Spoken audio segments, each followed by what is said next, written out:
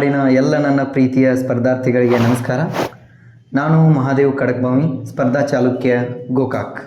ಆತ್ಮೀಯ ವಿದ್ಯಾರ್ಥಿ ಮಿತ್ರರೇ, ನೀವೇನಾದರೂ ಮೊದಲ ಬಾರಿಗೆ ನಮ್ಮ ಚಾನಲನ್ನು ನೋಡ್ತಾ ಇದ್ದರೆ ಸ್ಪರ್ಧಾ ಚಾಲುಕ್ಯ ಗೋಕಾಕ್ ಯೂಟ್ಯೂಬ್ ಚಾನಲನ್ನು ಸಬ್ಸ್ಕ್ರೈಬ್ ಮಾಡಿ, ಪಕ್ಕದಲ್ಲಿರ್ತಕ್ಕಂಥ ಬೆಲ್ ಐಕನ್ನ ಒತ್ತಿ.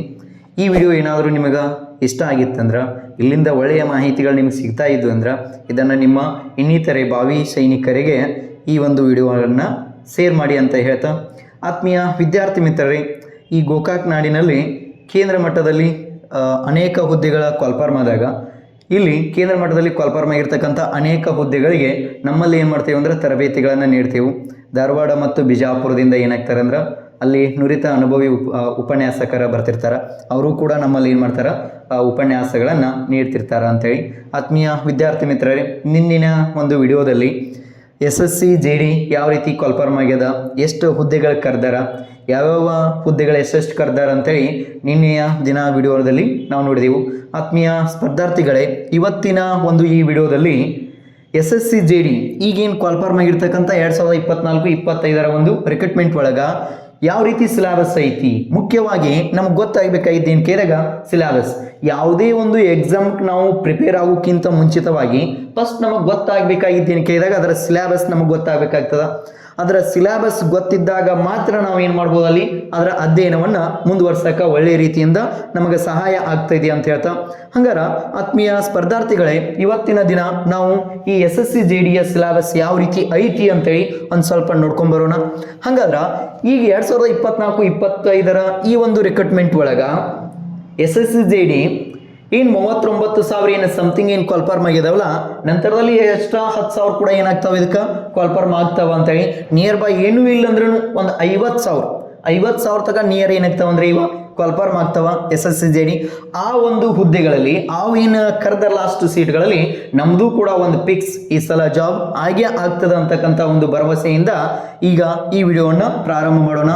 ಈಗ ಸಿಲೆಬಸ್ ಯಾವ ರೀತಿ ಐತಿ ಅಂತ ಕೇಳಿದಾಗ, ಕೇಂದ್ರ ಮಟ್ಟದ ಈಗ ಕಾಲ್ಫಾರ್ಮ್ ಆಗಿರ್ತಕ್ಕಂಥ SSC JD ಒಂದು ಕನ್ನಡಿಗರಿಗೆ ಒಂದು ಸುವರ್ಣ ಅವಕಾಶ ಅಂತೇಳಿ ಹೇಳ್ಬೋದು ನಾವು. ಇಲ್ಲಿ ಯಾಕಿದು ಸುವರ್ಣ ಅವಕಾಶ ಆಗಿತ್ತಪ್ಪ, ಯಾಕೆದಾಗ ನಮ್ಮ ಸಂವಿಧಾನಾತ್ಮಕವಾಗಿರ್ತಕ್ಕಂಥ ಆಫೀಸಲಿ ಲ್ಯಾಂಗ್ವೇಜ್ ಒಳಗ ಏನು ನಮ್ಮಲ್ಲಿ ಆಡಳಿತ ಭಾಷೆಗಳು ಕಂಡು ಬರ್ತಾವಲ್ಲ, ಆ ಆಡಳಿತ ಭಾಷೆಗಳಲ್ಲಿ 13 ಲ್ಯಾಂಗ್ವೇಜ್ಗಳಿಗೆ ಏನು ಮಾಡಿದಾರೆ ಅಂದ್ರೆ ಅವಕಾಶಗಳನ್ನು ಕೊಟ್ಟಾರ್ರಿ.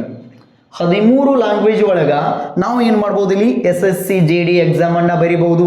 ಇಲ್ಲಿವರೆಗೆ ಈಗ ಹೋದ ಸಲಾನು ಕನ್ನಡದಲ್ಲಿ ಆಗಿತ್ತು, ಅದಕ್ಕಿಂತ ಮೊದಲೇನೆ SSC JD ಬರ್ದಲ್ಲ, ಅವ್ರೇನು ಕೇಳಿದಾಗ ಕೇವಲ ಇಂಗ್ಲೀಷ್ ಮತ್ತು ಹಿಂದಿ ಒಳಗೆ ಮಾತ್ರ ಬರಿಬೋದಿತ್ತು. ಆದರೆ ಈಗೇನಾಗಿತ್ತು ಕೇಳಿದಾಗ ದ್ವಿತೀಯ ಬಾರಿ 2ನೇ ಬಾರಿ 13 ಆಪ್ಷನಲಿ ಲ್ಯಾಂಗ್ವೇಜ್ ಕೊಟ್ಟಿದ್ದಾರೆ. ಇಲ್ಲಿ ಆಫೀಸಲ್ ಲ್ಯಾಂಗ್ವೇಜ್ ಎಷ್ಟಾವಲ್ಲಿ 13 ಲ್ಯಾಂಗ್ವೇಜ್ ಕೊಟ್ಟಾರ. ಅದರಲ್ಲಿ ಒಂದು ಹೆಮ್ಮೆಯ ವಿಷಯ ಏನಪ್ಪಾ ಅಂದ್ರೆ, ನಮ್ಮ ಕನ್ನಡವು ಕೂಡ ಇದರಲ್ಲಿ ಐತಿ. ಕನ್ನಡದಲ್ಲಿಯೂ ಕೂಡ ನಾ ಏನು ಮಾಡ್ಬೋದು, ಇಲ್ಲಿ SSC JD ಎಕ್ಸಾಮ್ ಬರಿಬಹುದು.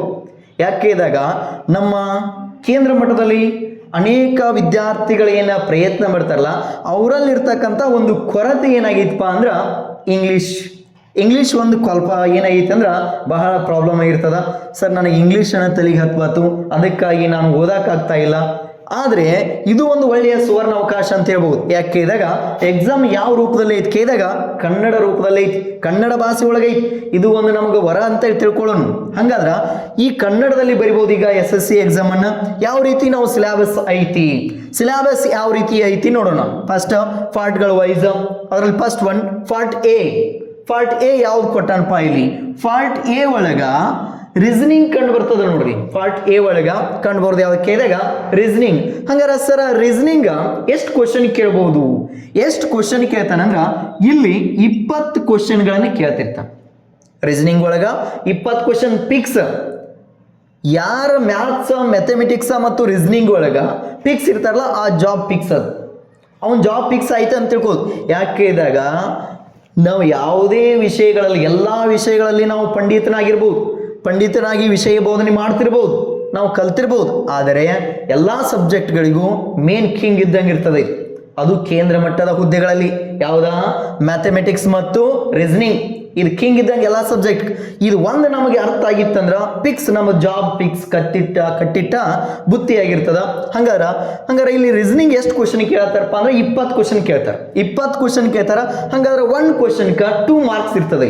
1 ಕ್ವಶನ್ಕ 2 ಮಾರ್ಕ್ಸ್ ಇರ್ತದ. ಹಂಗಾರೆ ಇಂಟು 2 ಅಂತ ನೋಡಿದಾಗ ಇಲ್ಲಿ ಎಷ್ಟಾಯ್ತು? ಇಲ್ಲಿ 40 ಮಾರ್ಕ್ಸ್ ಆಯ್ತು. 20 ಕ್ವಶನ್ ಎಕ್ಯುರೇಟ್ ಹಾಕಿದ್ರೆ ಇಲ್ಲೇ 40 ಮಾರ್ಕ್ಸ್ ಸಿಕ್ಕು ನಮಗೆ. ಇಲ್ಲೇ 40 ಮಾರ್ಕ್ಸ್ ಎದುರಾಗಿದೆ ರೀಸನಿಂಗ್ ಒಳಗ ಇಲ್ಲಿ 20 ಕ್ವಶನ್ ನಾವು ಏನಾದರೂ ಎಕ್ಯುರೇಟ್ ಹಾಕಿದ್ರ ಇಲ್ಲಿ ಏನಾಯ್ತು? 40 ಮಾರ್ಕ್ಸ್ ಸಿಕ್ಕಂಗಾಯ್ತು. ಇದು ಫಸ್ಟ್ ಪಾರ್ಟ್ ಆಯ್ತು. ನೆಕ್ಸ್ಟ್ ಸರ ಇದು ಪಾರ್ಟ್ ಬಿ ಒಳಗೆ ಏನು ಕೇಳಿದಾಗ ಜನರಲ್ ನಾಲೆಡ್ಜ್ ನೋಡೋಣ. ಪಾರ್ಟ್ ಬಿ ಒಳಗೆ ಯಾವ್ದೈತೆ ಅಂದ್ರೆ ಇಲ್ಲಿ ಜನರಲ್ ನಾಲೆಡ್ಜ್. ಹಾಗಾದ್ರೆ ಸರ ಜನರಲ್ ನಾಲೆಡ್ಜ್ ಒಳಗ ಎಷ್ಟು ಕ್ವಶನ್ ಕೇಳ್ತಾನ? ಇಲ್ಲೂ ಕೂಡ ಎಷ್ಟೈತಿ? 20 ಕ್ವಶನ್ ಕೇಳ್ತಾನ. ಇದು 20 ಕ್ವಶನ್ ಪಿಕ್ಸ್. ಇವು ಕಟ್ಟಿಟ್ಟ ಬುತ್ತಿ, ಇವು ಕೇಳ್ತಿರ್ತಾನ ಅವನ್ ಪಿಕ್ಸ್. ನಮ್ಮ ಅಕಾಡೆಮಿ ವತಿಯಿಂದ ಇವು 20 ಕ್ವಶನ್ ಒಳಗೆ ಯಾವುದು ಮಿಸ್ ಆಗಬಾರ್ದು. ಯಾಕೆ ಇದಾಗ ಆ ರೀತಿ ನಾವು ಬೋಧನೆ ಮಾಡ್ತೀವಿ. 20 ಕ್ವಶನ್ ಕೇಳ್ತಾನ. 20 ಇಂಟು 2 ಇದು ಕೂಡ ಏನು ಕೇಳಿದಾಗ 40 ಮಾರ್ಕ್ಸ್. ರೀಸನಿಂಗ GK ಒಳಗ ನಾ ಮುಗಿತಿಲ್ಲಿ ನಾವು ಕ್ಲಿಯರ್ ಆದು. ಹಂಗತ್ತೇಳಿ ಮತ್ತೆ ಉಳ್ಕಾದು ಬಿಡಾಕ್ ಹೋಗ್ಬೇಡ. ಇದು ಜನರಲ್ ನಾಲೆಡ್ಜ್ ಒಳಗ 20 ಕ್ವಶನ್ ಕೇಳಿದಾಗ 40 ಮಾರ್ಕ್ಸ್ ಬಿದ್ದಂಗೆ ಆಯ್ತು ಇಲ್ಲಿ. ಹಂಗಾರೆ ಸರ್ ಇನ್ನೊಂದು ಎಲ್ಲ ಸಬ್ಜೆಕ್ಟ್ ಒಳಗೆ ಇದು ಭಾಳ ಮುಖ್ಯವಾದದ್ದು ನೋಡು. ಯಾಕೆ ಕೇಳಿದಾಗ ಪಿಕ್ಸ್ ಇವು ಮಾರ್ಕ್ಸ್ ಹೇಳಿ ಮ್ಯಾಥಮೆಟಿಕ್ಸ್ ಇಂತಿಷ್ಟು ಅಂತೇಳಿ ಕಟ್ಟಿಟ್ಟ ಬುದ್ಧಿದು. ಒಂದು ಸಲ ನಾ ಪರ್ಫೆಕ್ಟ್ ಆಗಿ ಮ್ಯಾಥಮೆಟಿಕ್ಸ್ ಅರ್ಥ ಆಗಿತ್ತಂದ್ರೆ ಯಾವುದೇ ಎಕ್ಸಾಮ್ ಇದ್ರೂ ಕೂಡ ನಾ ಏನಾಗಿರ್ತೀನಿ ಅಲ್ಲಿ ಕ್ಲಿಕ್ ಆಗಿರ್ತೀನಿ. ಅಷ್ಟು ಒಂದು ಭರವಸೆ ಅದ್ರ ಮೇಲೆ ಇರ್ತದೆ ಅಂದ್ರೆ ಮ್ಯಾಥಮೆಟಿಕ್ಸ್ ಮೇಲೆ ಇರ್ತದ. ಯಾಕೆ ಕೇಳಿದಾಗ ಜನರಲ್ ನಾಲೆಡ್ಜ್ ಒಳಗ ಒಂದೊಂದು ಬಾರಿ ಏನಾಗ್ಬೋದು, ಪ್ರಚಲಿತ ಘಟನೆಗಳು ಕೇಳ್ಬೋದು, ಏನಾದರೂ ಅಪ್ಡೇಟ್ಗಳಾಗಿರ್ತಾವ, ಚೇಂಜಸ್ ಆಗಿರ್ತಾವ ಎಲ್ಲಿ GK ಒಳಗೆ. ಆದರೆ ಮ್ಯಾಥಮೆಟಿಕ್ಸ್ ಒಳಗೆ ಏನು ಚೇಂಜಸ್ ಇಲ್ಲ, ಇದ್ದಿದ್ದನ ಇರ್ತದಲ್ಲಿ. ಪರ್ಫೆಕ್ಟ್ ಆಗಿ ಎಲ್ಲ ಅರ್ಥ ಆಗಿತ್ತಂದ್ರೆ ಮುಗಿತಲ್ಲಿ ಯಾವುದು ಮ್ಯಾಥಮೆಟಿಕ್ಸ್. ಹಂಗಾರ ಸರ ಈ ಮ್ಯಾಥಮೆಟಿಕ್ಸ್ ಎಷ್ಟು ಕ್ವಶನ್ ಕೇಳತ್ತಾನ ಇಲ್ಲಿ? ಇಲ್ಲೂ ಕೂಡ 20 ಕ್ವಶನ್ ಕೇಳತ್ತಾನ. 20 ಕ್ವಶನ್ ಇಂಟು 2 ಅಂತ ನೋಡಿದಾಗ ಇಲ್ಲೂ ಕೂಡ 40 ಮಾರ್ಕ್ಸ್ ಸಿಕ್ಕು ನಮಗೆ. ಎದ್ರಾಗ ಮ್ಯಾಥಮೆಟಿಕ್ಸ್ ಒಳಗೆ ಇಲ್ಲೂ ಕೂಡ ಏನಾಯ್ತು? 40 ಮಾರ್ಕ್ಸ್ ಆಯ್ತು ಮ್ಯಾಥಮೆಟಿಕ್ಸ್ ಅಂತೇಳಿ. ಇನ್ನು ನೆಕ್ಸ್ಟ್ ನಂತರದಲ್ಲಿ ಪಾರ್ಟ್ ಡಿ ನೋಡೋಣ. ಇಲ್ಲಿ ಸರ್ ಹಂಗಾದ್ರೆ ಪಾರ್ಟ್ ಡಿ ಏನಾಯ್ತಪ್ಪ? ಇಲ್ಲಿ ಪಾರ್ಟ್ ಡಿ ಇಂಗ್ಲಿಷ್ ಗ್ರಾಮರ್ ಅಥವಾ ಹಿಂದಿ ಗ್ರಾಮರ್ ಎರಡರಲ್ಲಿ ನಾವು ಯಾವ ಬೇಕಾದ ಚಾಯ್ಸ್ ಮಾಡ್ಬೋದು. ಸರ್ ಇಲ್ಲಿ ಏನು ಕನ್ನಡ ಗ್ರಾಮರ್ ಕೊಡ್ತಾರೇನಾ? ಕನ್ನಡ ಗ್ರಾಮರ್ ಕೊಡಂಗಿಲ್ಲ. ಇಲ್ಲಿ ಕೊಡೋದು ಏನು ಕೇಳಿದಾಗ ಇಂಗ್ಲಿಷ್ ಗ್ರಾಮರ್ ಮತ್ತು ಹಿಂದಿ ಗ್ರಾಮರ್ ಕೊಡ್ತಾರ. ಎಕ್ಸಾಮ್ನ ಕನ್ನಡದಲ್ಲಿ ಬರಿಬಹುದು, ಎಕ್ಸಾಮ ಕನ್ನಡದಲ್ಲಿ ಬರ್ಬೋದು. ಆದ್ರೆ ಇಲ್ಲಿ ಕನ್ನಡ ಗ್ರಾಮರ್ ಇಲ್ಲ. ಇಲ್ಲಿರೋದು ಇಂಗ್ಲಿಷ್ ಗ್ರಾಮರ್ ಮತ್ತು ಹಿಂದಿ ಗ್ರಾಮರ್. ನಾವು ಯಾವ್ದು ಬೇಕಾದ್ರೂ ಇಲ್ಲಿ ಚಾಯ್ಸ್ ಮಾಡ್ಕೊಂಡ ಬರಿಬಹುದು. ಹಾಗಾದ್ರೆ ಸರ್ ಇಲ್ಲಿ ಇಂಗ್ಲಿಷ್ ಗ್ರಾಮರ್ ಅಥವಾ ಹಿಂದಿ ಗ್ರಾಮರ್ ಎಷ್ಟು ಕ್ವಶನ್ ಕೇಳ್ತಾನ? ಇಲ್ಲೂ ಕೂಡ ನೋಡಿ ಇಲ್ಲಿ 20 ಕ್ವಶನ್ ಕೇಳತಾನ. ಇಲ್ಲಿ ಎಷ್ಟು ಕೇಳ್ಯಾನ? ಇಲ್ಲಿಗ 20 ಕ್ವಶನ್ ಕೇಳ್ಯಾನ. ಹಂಗಾರೆ ಇಂಟು 2 ನೋಡೋಣ. ಇಲ್ಲಿ ಎಷ್ಟು ಮಾರ್ಕ್ಸ್ ಆಯ್ತಪ್ಪ? ಅದ 40 ಮಾರ್ಕ್ಸ್ ಆಯ್ತು. ಈ ರೀತಿಯಲ್ಲಿ ಏನು ಕೇಳಿದಾಗ ಪ್ಯಾಟರ್ನ್ಗಳ ಕಂಡು ಬರ್ತಾವ. ನಮ್ಮಲ್ಲಿ ನೋಡ್ರಿ ಈಗ SSC JDಗೆ ಟೋಟಲ್ 80 ಕ್ವಶನ್ ಅದಾವ ಅಂದಂಗ ಆಯ್ತು. ಇಲ್ಲಿ ಟೋಟಲಿ ಕ್ವಶನ್ ಎಷ್ಟು ಅದಾವ ಅಂದಂಗ ಆಯ್ತು. ಈಗ 80 ಕ್ವಶನ್ ಅದಾವ. ಇಂಟು 2 ನೋಡೋಣ. ಅದನ್ನ ಇಂಟು 2 ನೋಡಿದಾಗ ಎಷ್ಟು ಮಾರ್ಕ್ಸ್ ಆಯ್ತಂದ್ರ 160 ಮಾರ್ಕ್ಸ್ ಆಯ್ತು. 80 ಕ್ವಶನ್ 160 ಮಾರ್ಕ್ಸ್. ಸರ್ ಹಂಗಾದ್ರೆ ಇಲ್ಲಿ 160 ಮಾರ್ಕ್ಸ್ ಪೈಕಿ ನಾವು ಎಷ್ಟು ತಗೊಳ್ಬಹುದು ಅಂದಾಗ ಈ ಸಲ ನಾವು ಏನು 2024ರ ಒಂದು SSC JD ಲಿಸ್ಟ್ ನೋಡಿದಾಗ ಏನಾಗಿತ್ತು ಕೇಳಿದಾಗ ಆಲ್ಮೋಸ್ಟ್ 80 ಮೇಲ್ಪಟ್ಟಿರ್ತಕ್ಕಂಥ ವ್ಯಕ್ತಿಗಳು ಏನಾಗಿದೆ ಅಂದ್ರೆ ಫಿಕ್ಸ್ ಅವ್ರದ ಜಾಬ್ ಕಟ್ಟಿಟ್ಟ ಬುತ್ತಿ ಅಂತೇಳಿ. ಹಾಗಾಗಿ ಇಲ್ಲಿ ಧೃತಿಗೆಡಬಾರದು. ಯಾಕೆ ಕೇಳಿದಾಗ ಒಂದು ಕ್ವಶನ್ಕ 2 ಮಾರ್ಕ್ಸ್ ಐತಿ. ಒಂದು ಕ್ವಶನ್ಕ 2 ಮಾರ್ಕ್ಸ್ ಐತಿ. ನಾನು 40 ಎಕ್ಯುರೇಟ್ ಹಾಕಿ ಬಂದಿದ್ದೆ ಅಂದ್ರೆ ಅಲ್ಲಿ ಆತ್ಮೀಯ ವಿದ್ಯಾರ್ಥಿಗಳೇ 40 ಎಕ್ಯುರೇಟ್ ಹಾಕಿ ಬಂದಿದ್ದಂದ್ರ ಅಲ್ಲಿ ಇಂಟು 2 ನೋಡಿದಾಗ ಅದು ಆಟೋಮೆಟಿಕ್ ಏನಾಯ್ತು? ಅಲ್ಲಿ 80 ಮಾರ್ಕ್ಸ್ ಸಿಕ್ಕಂಗಾಯ್ತು. ಏನೋ ನೀ 45 ಏನಾದರೂ ಎಕ್ಯುರೇಟ್ ಹಾಕಿ ಬಂದಿದ್ದೆ ಅಂದ್ರೆ ಅದು ಆಟೋಮೆಟಿಕ್ ಏನಾಗ್ತದೆ? ನಿಂದ 90 ಆಗ್ತದ. ಹಾಗಾಗಿ ಇಲ್ಲಿ ನೀನು ಒಂದು ಮಾರ್ಕ್ಸಿಗೆ ಒಂದು ಕ್ವಶನ್ಕ 2 ಮಾರ್ಕ್ಸ್ ಇರ್ತದ. 80 ಕ್ವಶನ್ ಅದಾವ, 160 ಮಾರ್ಕ್ಸ್ ಐತಿ. ಹಂಗಾರೆ ಸರ್ ಈ ರೀತಿ ನಾವು ಪ್ಯಾಟರ್ನ್ ನೋಡಿದಾಗ ಇದಕ್ಕೆ ಯಾವುದೇ ರೀತಿ ನೆಗೆಟಿವ್ ಇಲ್ಲೇನಾ?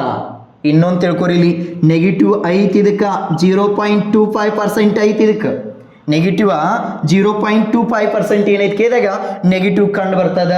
ಇದು ಬಹಳ ಚಾಣಾಕ್ಷಕತೆಯಿಂದ ನೋಡ್ಬೇಕಿದನ್ ಯಾವುದು ನೆಗೆಟಿವ್. ಹಂಗಾರ ಸರ್ ಹೆಂಗ ನಾವು ಯೋಚನೆ ಮಾಡೋಣ? ಇಲ್ಲಿ ಪ್ರತಿಯೊಂದು ಕ್ವಶನ್ಗಳ ಅರ್ಥ ಆಗುವವರೆಗೆ ಏನ್ ಮಾಡ್ಬಾರ್ದು ಅಂತ ಟಿಕ್ ಮಾಡ್ಬಾರ್ದು. ಕ್ವಶನ್ಗಳನ್ನ 10 ಬಾರಿ ಓದಾಕ ಅವಕಾಶ ಇರ್ತದ. ಕ್ವಶನ್ಗಳನ್ನ 10 ಬಾರಿ ಓದಾಕ ಅವಕಾಶ ಇರ್ತದ. ಆದರೆ ಟಿಕ್ ಮಾಡಕ್ 1 ಬಾರಿ ಅವಕಾಶ ಇರ್ತದ. ಅದು ನಮ್ಮ ತಲೆಯಲ್ಲಿ ಇರ್ಬೇಕು. ಮೊದಲು ಕ್ವಶನ್ ಅರ್ಥ ಆಗುವವರೆಗೆ ಓದ್ರಿ. ಮತ್ತು ಬರೀ ಅದ್ರಾಗ ಒಂದ ಕ್ವಶನ್ದಾಗ ಹೊಳ್ಳೆ ಓದ್ಕೋತ್ಕೊಂಡೋದಲ್ಲ, ಅದಕ್ಕೂ ಲಿಮಿಟೆಡ್ ಟೈಮ್ ಇರ್ತದ. ಸರ್ ಹಂಗಾದ್ರೆ ಈ ರೀತಿ ಇರ್ತಕ್ಕಂಥ ಪ್ಯಾಟರ್ನ್ಕ ಎಷ್ಟು ಟೈಮಿಂಗ್ ಕೊಟ್ಟಾನ? Only 60 minutes. ಇಲ್ಲಿ ಎಷ್ಟು ಕೊಟ್ಟಾನ? ಇಲ್ಲಿಗ 60 ಮಿನಿಟ್ಸ್ ಕೊಟ್ಟಾನ. 60 ನಿಮಿಷ ಐತಿ, 1 ತಾಸು ಐತಿ. ಎಷ್ಟೈತಿ ನಮಗೆ ಇಲ್ಲಿಗ? 1 ತಾಸು ಏನು ಮಾಡಿದಾನ? ಟೈಮಿಂಗ್ ಕೊಟ್ಟದಾನ. ಆ 1 ತಾಸು ಒಳಗೆ ನಾವು ಏನು ಮಾಡ್ಬೋದು? ಇಲ್ಲಿ 180 ಕ್ವಶನ್ 160 ಮಾರ್ಕ್ಸನ್ನು ಪಡಿಬೋದು ಅಂತೇಳಿ. ಅದರಲ್ಲಿ 0.25% ಏನೈತಿ ಕೇಳಿದಾಗ ಲೆಸ್ ಐತಿ ಅಂತೇಳಿ. ಇದರಲ್ಲಿ ನಮಗೆ ಗೊತ್ತಾಗಬೇಕಾಗಿದ್ದು ಏನು ಕೇಳಿದಾಗ ಅತಿ ಮುಖ್ಯವಾಗಿ ಕ್ವಶನ್ನನ್ನು ಅಲ್ಲಿ ಟಿಕ್ ಮಾಡುವ ಸಮಯದಲ್ಲಿ, ಆನ್ಸರ್ ಟಿಕ್ ಮಾಡುವ ಸಮಯದಲ್ಲಿ ಭಾಳ ಜಾಗರೂಕತೆ ಇರಬೇಕು. ಯಾಕೆ ಇದಾಗ ಕ್ವಶನ್ ಪೇಪರ್ ಒಳಗೆ ನಮ್ಗೆ ಎಕ್ಯುರೇಟ್ ಅನಿಸಿರ್ತದ, ಎಕ್ಯುರೇಟ್ ಗೊತ್ತಿರ್ತದ. ಅದನ್ನು OMR ಒಳಗೆ ಏನು ಮಾಡಿರ್ತೀವಿ ಅಂದರೆ ನಾವು ಅಲ್ಲಿ ಟಿಕ್ ಮಾಡುವ ಸಮಯದಲ್ಲಿ ತಪ್ಪು ಮಾಡಿರ್ತೀವಿ. ಅದಕ್ಕಾಗಿ ಕ್ವಶನ್ನನ್ನು ಒಂದು 10 ಬಾರಿ ಓದುವರೆಕ ಎಕ್ಯುರೇಟ್ ಓದಿ ಅರ್ಥ ಆದ ಬಳಕೆ ಏನು ಮಾಡಿರಿ ಅಂದ್ರೆ OMR ಒಳಗೆ ಟಿಕ್ ಮಾಡಿ ಅಂತ ಹೇಳ್ತಾ ಈ ರೀತಿ ಏನಾಯ್ತು ಕೇಳಿದಾಗ SSC JDಯ ಒಂದು ಸಿಲೆಬಸ್ ಈ ರೀತಿ ಕಂಡು ಬರ್ತದ ಅಂತೇಳಿ.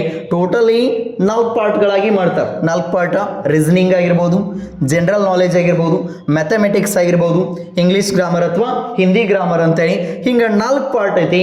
1 ಪಾರ್ಟ್ಗೆ 20 ಕ್ವಶನ್ ಇರ್ತಾವ. ಇಂಟು 2 ಅಂದಾಗ 40 ಮಾರ್ಕ್ಸ್ ಆಗ್ತದ. ಹಿಂಗೆ ಎಷ್ಟು ಐತಿ ಕೇಳಿದಾಗ 4 ಪಾರ್ಟ್ ಐತಿ. 80 ಕ್ವಶನ್ ಅದಾವ, 160 ಮಾರ್ಕ್ಸ್ ಐತಿ. 0.25 ಏನೈತಿ ಇಲ್ಲಿಗ ಪ್ಲಸ್ ಕಂಡು ಬರ್ತದ ಅಂತೇಳಿ. 60 ಮಿನಿಟ್ಸ್ ಏನೈತಿ ಅಂದ್ರೆ ಟೈಮ್ ಐತಿ, ಅಥವಾ ಒಂದು ತಾಸು ಏನೈತಿ ಅಂದ್ರೆ ಇದಕ್ಕೆ ಸಮಯ ಇರ್ತದ. ಸರಿಯಾಗಿ ಸಮಯವನ್ನು ಬಳಕೆ ಮಾಡಿಕೊಂಡು ನಾವೇನಾದರೂ ಅಲ್ಲಿ ಕರೆಕ್ಟಾಗಿ ಟಿಕ್ ಮಾಡಿದ್ದಾದ್ರೆ ಇದರಲ್ಲಿ ಹಂಗಾರೆ ಸರ ಎಷ್ಟು ಸ್ಕೋರ್ ನಿಲ್ಬೋದು? ಇದ್ರದ ಎಷ್ಟು ಸ್ಕೋರ್ ನಿಲ್ಬೋದು ಅಂತ ಕೇಳಿದಾಗ ಈಗಿನ ಒಂದು ಎಕ್ಸಾಮ್ ನೋಡಿದಾಗ 80 ಮೇಲೆ ಏನಾಗಿತ್ತು ಕೇಳಿದಾಗ ರಿಸಲ್ಟ್ ನಿಲ್ತೈತಿ. ಸೊ 80 ಹಂಗ್ರಿ, 80 ಅಂದ್ರೆ ಏನಿಲ್ಲಗ ಒಂದು 40 ಕ್ವಶನ್ ಎಕ್ಯುರೇಟ್ ಹಾಕಿದ್ದು ಅಂದ್ರೆ ಇಂಟು 2 ಅಂತ ನೋಡಿದಾಗ 80 ಮಾರ್ಕ್ಸ್ ಸಿಕ್ಕಂಗಾಯ್ತಿ. 40 ಕ್ವಶನ್ ಭಾಳ ಬೇಡ, ನಾವು ಒಂದು 50 ಕ್ವಶನ್ ಎಕ್ಯುರೇಟ್ ಹಾಕಿ ಬಂದ್ರೆ ಟಾಪ್ದಾಗಿರ್ತೇವೆ. ನಾವು 50 ಕ್ವಶನ್ ಎಕ್ಯುರೇಟ್ ಹಾಕಿದ್ದು ಅಂದ್ರೆ ಟಾಪ್ ಲೆವೆಲ್ದಾಗಿರ್ತೇವೆ. ಹಾಗಾಗಿ ಒಂದಿಟ್ಟು ಏನು ಮಾಡ್ಬೇಕಂದ್ರೆ ಇಲ್ಲಿಗ ಹೆಚ್ಚಿನ ಒಂದು ಹಂತದಲ್ಲಿ ಮಾರ್ಕ್ಸ್ಗಳನ್ನು ತಗೊಂಡ್ರೆ ಇಲ್ಲಿ ಉತ್ತಮ ರೀತಿಯಿಂದ ಯಶಸ್ವಿ ಆಗಬಹುದು. ಆತ್ಮೀಯ ವಿದ್ಯಾರ್ಥಿ ಮಿತ್ರರೇ, ಈ ರೀತಿ ಕಾಲ್ಫಾರ್ಮ್ ಆಗಿರ್ತಕ್ಕಂಥ SSC JD ನಮ್ಮಲ್ಲಿ ಏನು ಮಾಡಿದೆವು ಅಂದ್ರೆ ಬ್ಯಾಚ್ಗಳನ್ನು ಸ್ಟಾರ್ಟ್ ಮಾಡಿದೆವು. ಈಗ 17ನೇ ತಾರೀಕಿಂದ ಹೊಸ ಬ್ಯಾಚ್ ಸ್ಟಾರ್ಟ್ ಆಗತ್ತವ. ಧಾರವಾಡದಿಂದ, ಬಿಜಾಪುರದಿಂದ ಗುರು ಸರ್ ಅಂತೇಳಿ ಮ್ಯಾಥ್ಸನ್ನು ಹೇಳಕ್ಕೆ ಬರ್ತಿರ್ತಾರೆ. ಯಾಕೆ ಇದಾಗ ಇಲ್ಲಿ ಆಲ್ಮೋಸ್ಟ್ ಸೆಂಟ್ರಲ್ ಡಿಪಾರ್ಟ್ಮೆಂಟ್ ಒಳಗೆ ಕಾಲ್ಫಾರ್ಮ್ ಏನಾಗೈತ್ಲ, ಆ ಕಾಲ್ಫಾರ್ಮ್ ಒಳಗೆ ಮ್ಯಾಥ್ಸನ್ನು ಭಾಳ ಇಂಪಾರ್ಟೆಂಟ್. ಇನ್ನುಳಿದ ಸಬ್ಜೆಕ್ಟು ಕೂಡ ಇಂಪಾರ್ಟೆಂಟ್ ಅಲ್ಲಂತ ಹೇಳತ್ತಿಲ್ಲ, ಆದರೂ ಕೂಡ ನಮಗೆ ಫಿಕ್ಸ್ ಮಾರ್ಕ್ಸ್ಗಳು ಸಿಗುವ ಎಲ್ಲಿಂದ ಕೇಳಿದಾಗ ಈ ರೀಸನಿಂಗ್ ಮತ್ತು ಮ್ಯಾಥಮೆಟಿಕ್ಸ್ ಒಳಗೆ ಸಿಗ್ತಿರ್ತಾವ. ಅದಕ್ಕಾಗಿ ನಾವು ಇವು 2 ಪಾರ್ಟ್ಗಳನ್ನು ಫಿಕ್ಸ್ ನೆನಪಿಡ್ಲೇಬೇಕಾಗ್ತದ. ಅದಕ್ಕಾಗಿ ಬಿಜಾಪುರದಿಂದ ಸರ್ಗಳನ್ನು ಕರೆಸ್ತಾ ಇದ್ದೆವು. ಹಾಗಾಗಿ ಇಲ್ಲಿ 17ನೇ ತಾರೀಕಿಂದ ಏನಾಗೈತೆ ಅಂದ್ರೆ ಹೊಸ ಬ್ಯಾಚ್ಗಳು ಸ್ಟಾರ್ಟ್ ಆಗತ್ತವ. ಅದಕ್ಕಾಗಿ ನೀವು ಬಂದ ಒಂದು 2 ದಿನ ಕುಂತು ನೋಡಿ ನಂತರ ಏನು ಮಾಡ್ಬೋದು ಅಂದ್ರೆ ಅಡ್ಮಿಷನ್ ಪಡಿಬಹುದು. ಮತ್ತು ಇನ್ನೊಂದು ಇದು ಒಳ್ಳೆಯ ಅವಕಾಶ ಆಗೈತಿ. ಯಾಕೆ ಇದಾಗ ಹಿಂದ್ಗಡೆ ಅನೇಕ ಅಗ್ನಿವೀರ ಎಕ್ಸಾಮ್ಸ್ಗಳಲ್ಲಿ ಆಗಿರ್ಬೋದು, ಫಿಸಿಕಲ್ಗಳಲ್ಲಿ ಆಗಿರ್ಬೋದು ಏನು ಫೇಲ್ಯೂರ್ ಆಗಿರ್ತಿರಲ್ಲ, ಅಲ್ಲಿ ನೀವು ಧೃತಿಗೆಡಕ್ಕೆ ಹೋಗ್ಬೇಡ್ರಿ. ನಮ್ದು ಇಲ್ಲೇ ಮುಗೀತಪ್ಪ ಅಂತ ಇಟ್ಕೊಂಡಾಕ ಹೋಗ್ಬೇಡ್ರಿ. ನಂತರದಲ್ಲಿ ಮತ್ತೆ ಪ್ರಯತ್ನ ಮಾಡ್ರಿ. ಅದಕ್ಕಿಂತಲೂ ಉನ್ನತವಾದ ಹುದ್ದೆಗಳೇನಾಗತ್ತವ ಅಂದ್ರೆ ಇಲ್ಲಿ ನಮಗಾಗಿ ಕಾಯ್ಕೊಂಡು ಕುಂತಾವ. ನಮಗಾಗಿ ಇಲ್ಲಿ 39,000 SSC JD ಕಾಲ್ಫಾರ್ಮ್ ಆಗೈತಿ. ಇದರಲ್ಲೂ ನಾವು ಏನಾಗ್ಬೋದು ಅಂದ್ರೆ ಉತ್ತೀರ್ಣ ಆಗಿ ಸಕ್ಸಸ್ ಆಗಬಹುದು ಅಂತೇಳಿ. ಅದಕ್ಕಾಗಿ SSCನ ಮತ್ತೊಂದು ಮೆಟ್ಟಿಲ ನಮಗೆ ಅವಕಾಶವಾಗಿ ಇಲ್ಲಿ ದೊರೆತದ. ಇದನ್ನು ಸರಿಯಾಗಿ ಸದುಪಯೋಗ ಪಡಿಸ್ಕೊಳ್ರಿ. ಆತ್ಮೀಯ ವಿದ್ಯಾರ್ಥಿ ಮಿತ್ರರೇ, ಇವತ್ತಿನ ದಿನ SSC JDಯ ಸಿಲೆಬಸ್ ಯಾವ ರೀತಿ ಇತ್ತು ಅಂತೇಳಿ ನೋಡ್ತೇವೆ. ನಾಳೆಯ ದಿನಗಳಿಂದ ನಾವು ಏನು ಮಾಡೋಣ ಅಂದರೆ ಈಗ ಜನರಲ್ ನಾಲೆಜ್ ಸಬ್ಜೆಕ್ಟನ್ನು ನಿಪೂರ್ಣವಾಗಿ ಮುಗಿಸ್ತಾ ಹೋಗೋಣ. ಅದರ ಜೊತೆಗೆ ಇನ್ನುಳಿದ ಸಬ್ಜೆಕ್ಟ್ಗಳ ಟೀಚರ್ಸ್ಗಳನ್ನು ಕೂಡ ಕರೆಸಿ ನಾವು ಏನು ಮಾಡ್ತೀವಿ ಅಂದರೆ ಇಲ್ಲಿಗ ಯೂಟ್ಯೂಬ್ ಕ್ಲಾಸ್ಗಳನ್ನು ಕೂಡ ಕಂಟಿನ್ಯೂ ಮಾಡ್ತಿರ್ತೇವೆ. ಅದಕ್ಕಾಗಿ ದಿನಾಲೂ ಆಗ್ತಕ್ಕಂಥ ಈ ವಿಡಿಯೋಗಳು ನಿಮಗೆ ತಲುಪಬೇಕಾಗಿತ್ತಂದ್ರೆ ನಮ್ಮ ಚಾನಲನ್ನು ಸಬ್ಸ್ಕ್ರೈಬ್ ಮಾಡಿ. ನಮ್ಮ ಚಾನಲ್ ನೇಮ್ ನೋಡ್ರಿ, ಸ್ಪರ್ಧಾ ಚಾಲುಕ್ಯ ಗೋಕಾಕ್. ಸ್ಪರ್ಧಾ ಚಾಲುಕ್ಯ ಗೋಕಾಕ್ ಯೂಟ್ಯೂಬ್ ಚಾನಲನ್ನು ಸಬ್ಸ್ಕ್ರೈಬ್ ಮಾಡಿ. ಇದು ಸಬ್ಸ್ಕ್ರೈಬ್ ಆದ್ರೆ ನಾವು ಹಾಕ್ತಕ್ಕಂಥ ವಿಡಿಯೋ ಏನಾಗ್ತಾವಂದ್ರೆ ಪ್ರತಿದಿನ ನಿಮಗೆ ತಲುಪ್ತಾ ಇರ್ತಾವ. ಎಲ್ಲ ನನ್ನ ಭಾವಿ ಸೈನಿಕರಿಗೆ ಒಳ್ಳೆಯದಾಗಲಿ ಅಂತ ಹೇಳ್ತಾ ಈ ವಿಡಿಯೋವನ್ನು ಮುಗಿಸ್ತಾ ಇದ್ದೀವಿ. ಜೈ ಹಿಂದ್.